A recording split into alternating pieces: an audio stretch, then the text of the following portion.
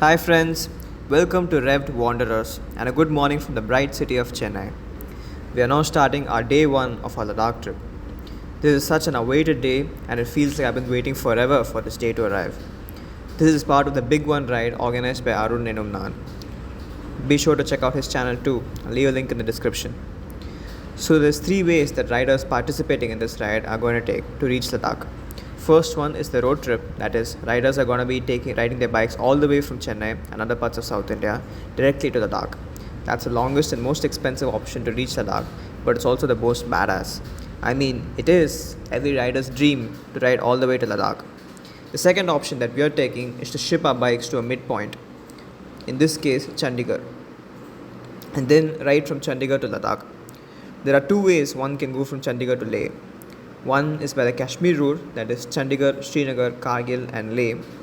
Other route is through Himachal, that is Chandigarh, Manali, and Leh.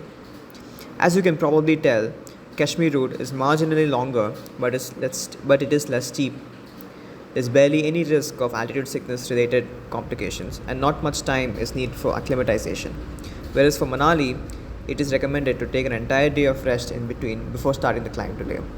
The third option is when people are directly flying from Chennai to Delhi and then from Delhi to Leh and renting bikes there to roam around Leh.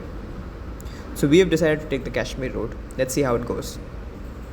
Now we have descended into Chandigarh. So Chandigarh airport is technically a military installation. I could even see a few C-17 Globemasters stationed here. Now our first stop, food. We took us straight to one of the most popular eateries in town, Pal Dhaba, that has been there here since 1960.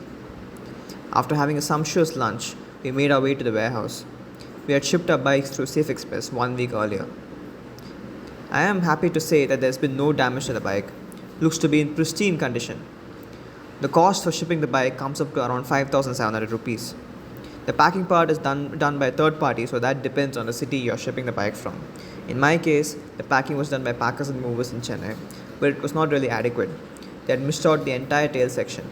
Even then, Safe Express has managed to ship my bike more than 2,000 kilometers without any damages. Kudos to that. So, fun fact about Chandigarh, petrol is not sold in loose here, meaning you cannot buy it in a bottle. You have to take your vehicle to the petrol bunk in order to fill it up. The thing about transporting a vehicle to either through a train or a truck is that you have to maintain a very minimal amount in the tank, or you have to drain it out completely. Unfortunately for us, one of our co-riders hadn't maintained even a minimum amount, so his vehicle couldn't start. It is a Royal Enfield Scram 400 that is fully loaded with luggage.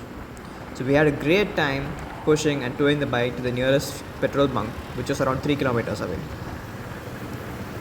After fueling up our vehicles, we made our way to the hotel to crash for the night. Good morning from the Union Territory of Chandigarh. Did you know that Chandigarh is a Union Territory as well as the capital of two states, Punjab and Haryana? One more interesting thing I noticed yesterday was that there seemed to be many more cars plying on the roads rather than two-wheelers, unlike other metro cities of India, in metro or even big cities of India.